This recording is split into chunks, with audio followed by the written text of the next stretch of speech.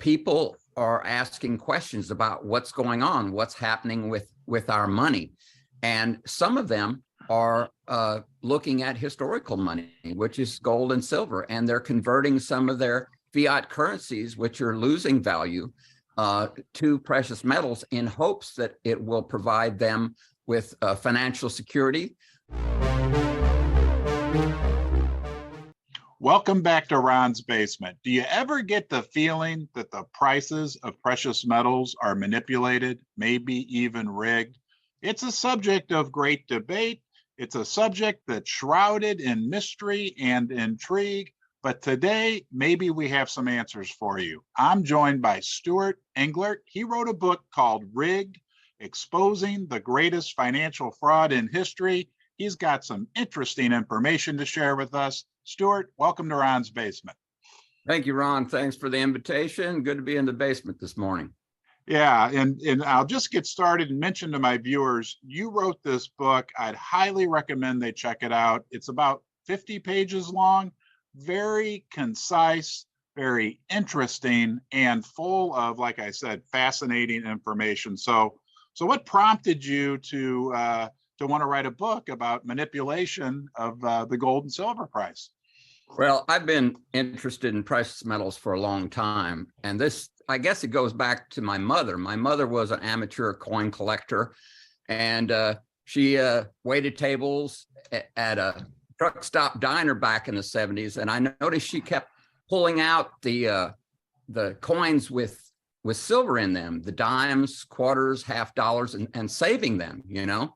And so she got me intrigued with it. And in fact, when she died in 2006, I inherited some of that silver.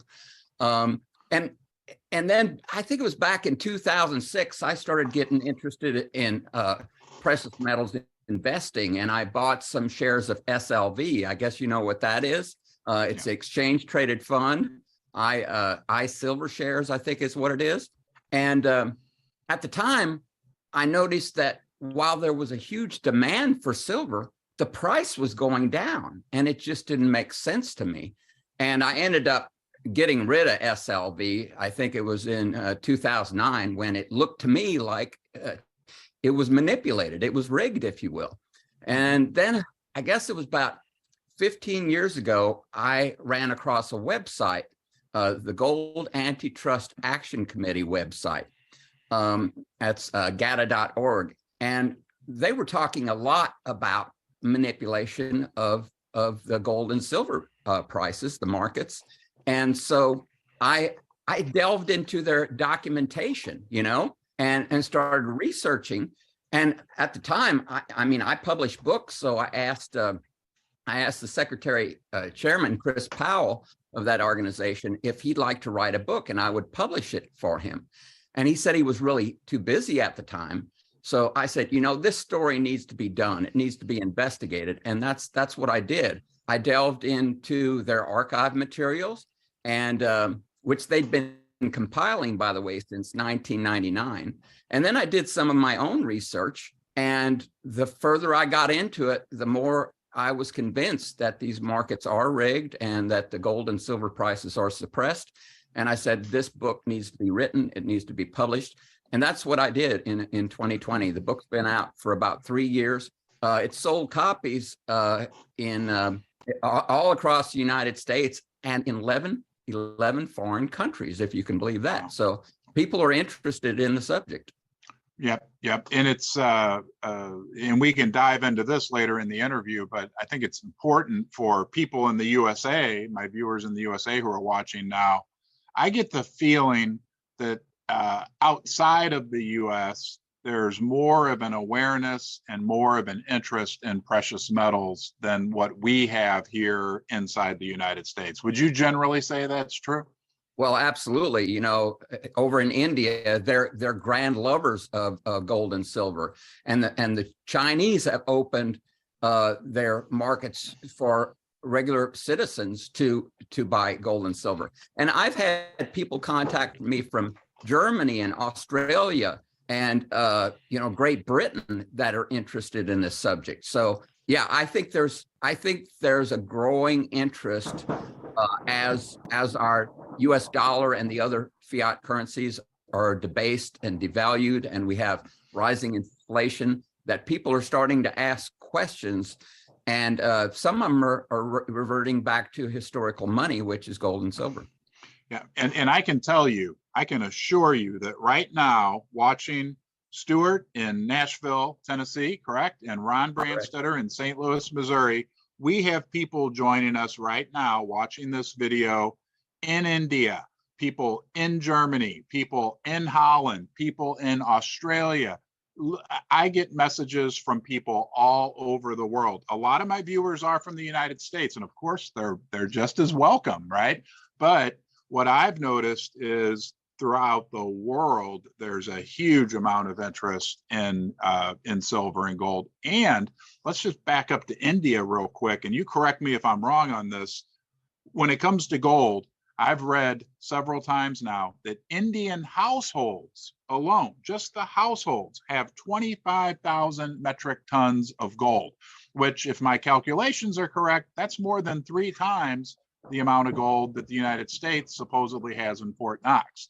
And we know that last year, when it comes to silver, they imported 300 million ounces of silver in India.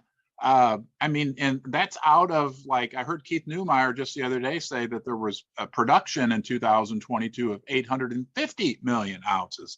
So, yeah, and we know the Chinese love, we know the Russian. I mean, it's like the whole world loves gold. And what's interesting is, and we need to talk about this price manipulation. That's where you're really an expert. But what's interesting is that in the United States, there's such a small number of people that are aware of silver and gold, that are enthusiasts, maybe like you and I. But I think the good news is, something we need to remember is, there's a lot of room for growth, right? In the United States. And the United States is big, and there still is a lot of money here. So I think it's something we can look at from an optimistic perspective, that as awareness and interest comes back, right, in the United States, that there's a potential for a huge wave of demand, because we're seeing it everywhere else around the world. I'll zip and get your comments. Well, absolutely. I think there is an awakening going on, and it's being driven by several different things. The deficit spending, the enormous growth of the debt, the inflation that we're seeing. People are asking questions about what's going on, what's happening with our money. And some of them are looking at historical money, which is gold and silver, and they're converting some of their fiat currencies, which are losing value, to precious metals, in hopes that it will provide them with financial security, and also preserve their wealth. We'd like to thank our sponsor, First Mining Gold. They're a Canadian gold developer with 2 world-class projects in Canada. They also have a handful of other projects. When you total up all the gold in their resources, it comes to over 12 million ounces. They're worth checking out. I'll put a link to the company's website in the description below. Well, and just in the United States, and we could talk about this for the next half hour. We have 3 states in the U.S. that have already passed legislation to make silver and gold legal tender again. Utah, see if I get this right, Utah, Wyoming, and Oklahoma. There are 17 states now, including where I live, Missouri, that have legislation that is somewhere in the legislative process to make gold and silver legal tender again in their states. There's, and it's not headline news, but now what we're seeing here in the US on a state-by-state basis, and that plays into what you said, that people are starting to wake up and realize that their dollars are losing value. We're seeing individual states take action to allow their citizens to protect themselves. It's an interesting trend. It's growing, and I guess we'll see where it goes. Yes, I've noted that as well. Some of the state lawmakers across the country are seeing the writing on the wall, if you will. They know that the dollar is being challenged. They're wondering how they're going to preserve their own state's wealth. And some of them are actually thinking about adhering to the Constitution, which says that the state can only have silver and gold as money. Can you believe they're actually considering their oaths of office? Here in Tennessee, last year, the state legislature removed the state sales tax on precious metals, and other states are following suit. In fact, the majority, I think, of the states have done that now. And I've also been in touch with some lawmakers here in Tennessee that are talking about possibly establishing a bullion depository here in Tennessee, much like in Texas. A couple days ago, I read that the Idaho House approved a measure that would allow the state treasurer in Idaho to invest a portion of the state's funds into gold and silver. That's still got to go through their Senate. But no, there is a move. There's a move on these states. They see what's happening, and it's a smart move. And I have to say the Sound, I think it's called Sound Money Defense League, has done a great job at covering this topic and educating these state lawmakers across the nation as to the importance of gold and silver and how they can help preserve their wealth, not only for the state, but for their citizens. Yeah.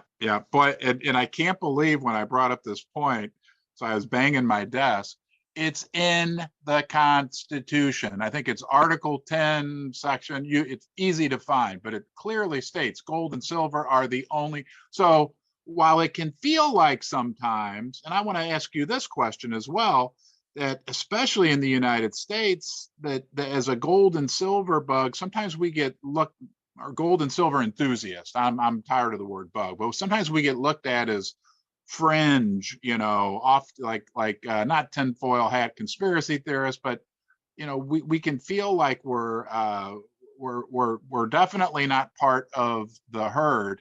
We got to remember, was it James Madison, I think, that wrote the Constitution? I mean, it's in the Constitution, so when we talk about what these states are doing, it's not something necessarily new that they're trying to do. They're just trying to help the citizens reclaim the right that they should have had from day one.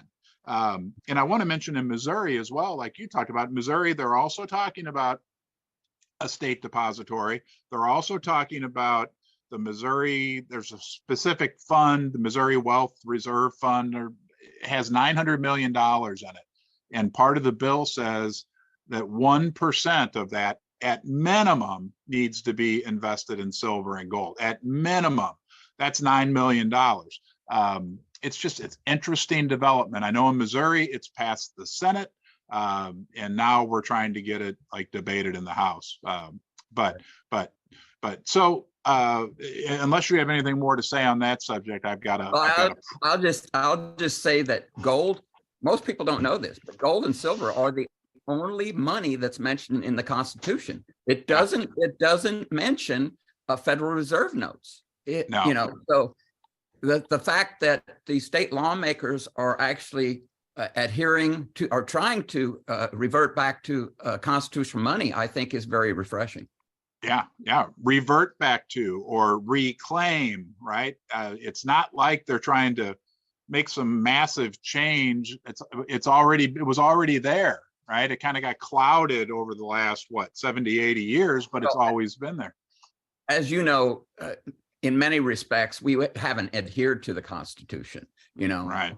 It's been thwarted in many ways. And I think the fact that some of these state lawmakers are looking at their oath of office is very good. Yeah. So let's talk about your book, Rigged: Exposing the Largest Financial Fraud in History. It's a great title. It says a lot. Are the prices of gold and silver? Tell us a little bit about this manipulation. What went on? Is it still going? And then at some point, I want to hear from you. Is it still going on right now today? Sure. Well, gold and silver have been historically money. We know that. And, through legislation, federal legislation, they've been removed as money. Okay. And they've been replaced with a fiat currency, which is paper or digital money. And the reason that was done is because the United States didn't have enough gold and silver in its vaults to back up all of the paper currency that was being created and that they wanted to create. And that's why gold was demonetized back in the 30s and why silver was taken out of the coinage. And it was taken out so that the government could expand its balance sheet, do deficit spending, increase this debt. Because if the currency was backed with gold and silver, they couldn't, our lawmakers couldn't spend at will like they do. Now, another reason they did that was because gold and silver act like a barometer, if you will. Okay. When the price of gold and silver are going up, it's indicative that the paper currencies are losing value. They're being debased. Okay. That's why they had to be removed from the system. And that's still occurring. I mean, the dollar is being debased. That's what inflation is. The more currency that's created, the less value that it has. And when that happens, as I mentioned earlier, people start looking for alternatives. And that's what we have going on right now. People are starting to awaken, if you will, to what's been apparent to me for a long time, that you can't continue to increase the debt. You can't continue to debase your currency without repercussions. Yeah, I want to chime in because you brought back a memory of mine. I remember 20 years ago when I first started to buy silver, having that realization, and this was 20 years ago, right? Things were, from a monetary and fiscal perspective, in much better shape back then. But even back then, I had this realization like, wow, this paper, it's not real money. It's not real money, gold and silver. And I felt and I still feel it, and I'm glad I felt it back then. And I feel it even more now that, like, when I hold this is my 10-ounce bar that I keep down here with me. It's real, that it's real stuff.